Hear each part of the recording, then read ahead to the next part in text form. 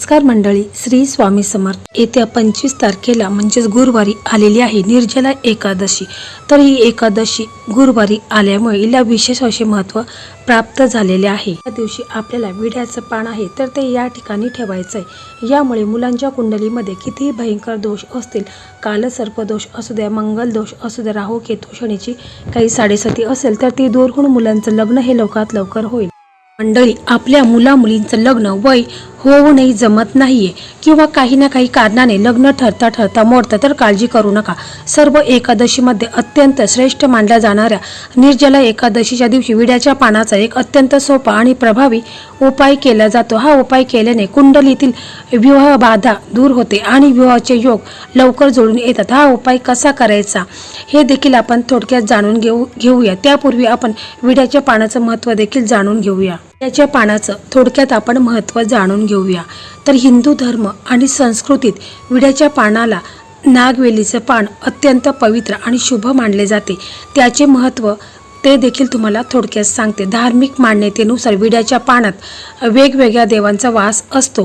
पानाच्या अग्रभागात टोकावर लक्ष्मी, मध्यभागी सरस्वती आणि देठामध्ये ज्येष्ठ लक्ष्मीचा वास मानला जातो। त्यामुळे पूजेत याला विशेष स्थान आहे। कोणत्याही शुभ कार्यात, कलश स्थापनेत किंवा पूजेत विडा तांबूल अर्पण करताना विड्याचे पान वापरणे बंधनकारक मानले जाते। याशिवाय कोणतीही पूजा पूर्ण मानली जात नाही। या उपायासाठी आपल्याला विड्याचं पान लागणार आहे। अखंड विड्याचं पान देठासहित आपल्याला घ्यायचं आहे।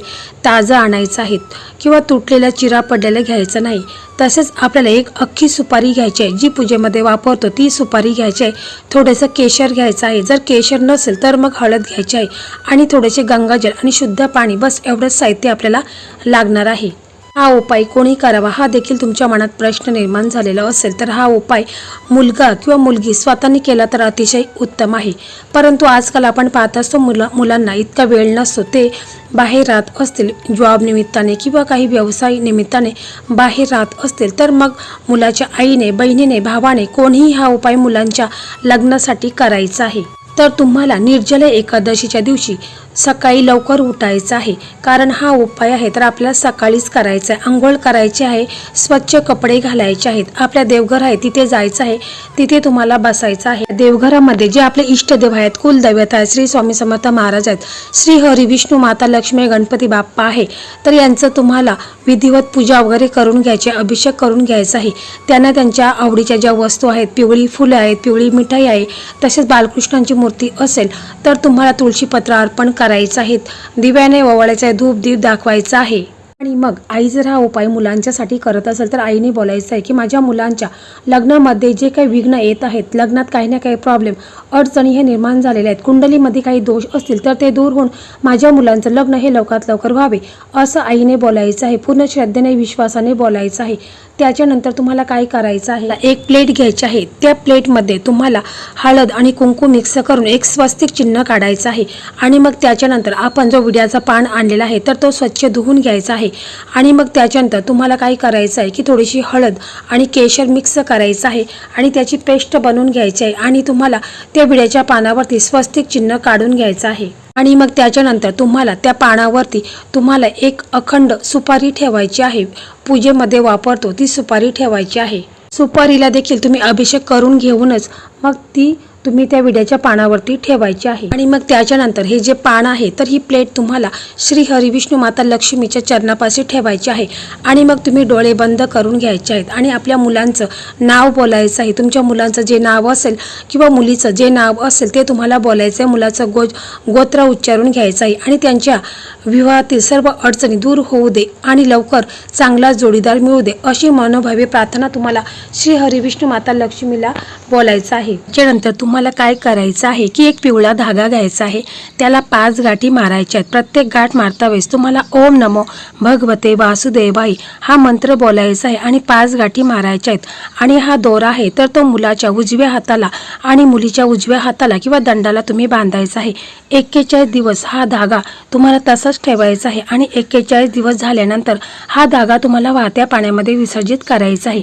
यामुळे लग्नातील जे अडथळे आहेत तर ते दूर होत असतात। ही पूजा आपण जर सकाळी हा उपाय केलेला असेल तर पूर्ण रात्रभर तुम्हाला हा तसाच विड्याचा पान श्री हरिविष्णू माता लक्ष्मीच्या फोटोसमोर मूर्तीसमोर ठेवायचा आहे। आणि मग त्याच्यानंतर तुम्हाला दुसऱ्या दिवशी काय करायचं आहे, द्वादशीला सकाळी नेहमीसारखी तुम्हाला पूजा करायची आहे। त्यानंतर ते विड्याचं पान आणि सुपारी एका लाल स्वच्छ कपड्यामध्ये बांधून मुलांच्या किंवा मुलीच्या खोलीत किंवा कपाटामध्ये सुरक्षित ठेवून द्यायचे आहे।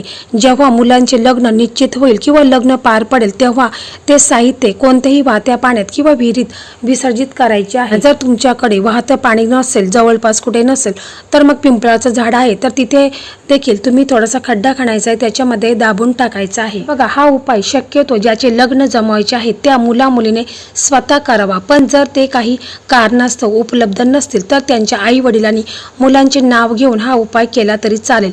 विष्णू लक्ष्मीच्या कृपेने तुमच्या मुलांचा विवाह योग्य ठिकाणी नक्कीच होईल। बघा, एकादशीच्या दिवशी मुलांनी भगवान विष्णूंना पिवळा रंग अत्यंत प्रिय आहे आणि पिवळा रंग विवाहकारक गुरुग्रहाशी संबंधित आहे। त्यामुळे एकादशीच्या दिवशी मुलांनी शक्यतो पिवळ्या रंगाचे कपडे परिधान करायचे आहेत।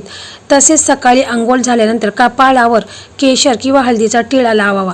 त्यामुळे कुंडलीतील गुरुदोष शांत होतो आणि सकारात्मक ऊर्जेचा संचार होतो। तसेच विवाहातील अडथळे दूर करण्यासाठी मुलांनी एकादशीच्या दिवशी विष्णू सहस्रनाम किंवा नारायण कवचचे पठण करावे। जर वाचणे शक्य नसेल तर तुम्ही मोबाईलवर ते शांतपणे ऐकू शकता। तसेच विवाह लवकर जमण्यासाठी एकादशीच्या दिवशी तुळशीच्या माळेने तुम्ही खालील मंत्राचा किमान 108 वेळा जप करायचा आहे। मंत्र असा आहे, ओम नमो भगवते वासुदेवाय, ओम नमो भगवते वासुदेवाय। हा मंत्र देखील तुम्ही 108 वेळा जप करायचा आहे। केळीच्या झाडाची पूजा करायची आहे। गुरुग्रहाच्या शांततेसाठी एकादशीच्या दिवशी केळीच्या झाडाला पाणी अर्पण करावे। तिथे हळद कुंकू वाहून तुपाचा दिवा लावावा किंवा विवाहातील अडचण दूर करण्यासाठी प्रार्थना करावी। मुलांनी आपल्या हाताने एखाद्या ब्राह्मणाला किंवा गरजू व्यक्तीला पिवळ्या वस्तूंचे दान करावे। यामध्ये हरभऱ्याची डाळ, केळी, पिवळे कपडे किंवा सोनेरी रंगाच्या मिठाईचे दान करणे अत्यंत शुभ मानले आहे। तुमच्या यथाशक्तीनुसार तुम्ही दान करू शकता। काही नियम आहेत, त्या नियमाचं देखील पालन करायचं आहे। तुम्हाला या दिवशी उपवास करायचा आहे। जो कोणी हा उपाय करणार आहे, मुलाचे आई वडील करतील किंवा मुलं स्वतः करत असेल तर त्यांनी उपवास करायचा आहे। तुम्हाला निर्जला उपवास करणं शक्य नसेल तर किमान फलाहार करावा। पण या दिवशी चुकूनही भात, तांदूळ, कांदा, लसूण किंवा मांसाहार करू नये। तसेच घरात किंवा बाहेर कोणाची वाद घालू नये, खोटे बोलू नये आणि शांत चित्ताने दिवस घालवायचा आहे। पूजा करता वेळेस मोबाईल बंद ठेवायचा आहे। घरामध्ये जेव्हा आपण हा उपाय करत असतो तेव्हा घरामध्ये शांततेचे वातावरण असावे आणि पूर्ण श्रद्धा आणि विश्वासाने तुम्ही हा उपाय करायचा आहे। तसेच या दिवशी मनाने आणि शरीराने शुद्ध राहून भगवान विष्णू आणि माता लक्ष्मीची भक्ती केल्यास त्यांच्या विवाहाचे मार्ग लवकर मोकळे होतात। मंडळी, पूर्ण श्रद्धा आणि विश्वास ठेवून तुम्ही जर हा उपाय केला तर मुलांच्या लग्नातील अडथळे दूर होऊन मुलांचं लग्न हे 21 दिवसामध्येच मुलांच्या कुंडलीमध्ये लग्नाचे योग हे निर्माण होतील आणि 1 महिन्याच्या आतमध्येच मुलांचं लग्न हे ठरणार आहे। फक्त श्रद्धा आणि विश्वास ठेवून तुम्ही हा उपाय करायचा आहे। तर मंडळी, अशा प्रकारे आजचा हा व्हिडिओ होता। हा व्हिडिओ तुम्हाला कसा वाटला कमेंटमध्ये नक्की सांगा। व्हिडिओ आवडला तर व्हिडिओला लाईक करा, शेअर करा आणि चॅनलवरती नवीन असाल तर चॅनलला सबस्क्राईब करा। असेच नवनवीन व्हिडिओ पाहण्यासाठी आपल्या मराठी मेघना या यूट्यूब चॅनलला सबस्क्राईब करा। समोरील बेल आयकॉन प्रेस करा, कारण जेव्हा मी कधी नवीन व्हिडिओ अपलोड करेल त्याचं नोटिफिकेशन हे तुम्हाला लगेच मिळेल आणि तुम्ही एक पण व्हिडिओ मिस करणार नाहीत। त्याचप्रमाणे श्री स्वामी समर्थ अशी कमेंट करा।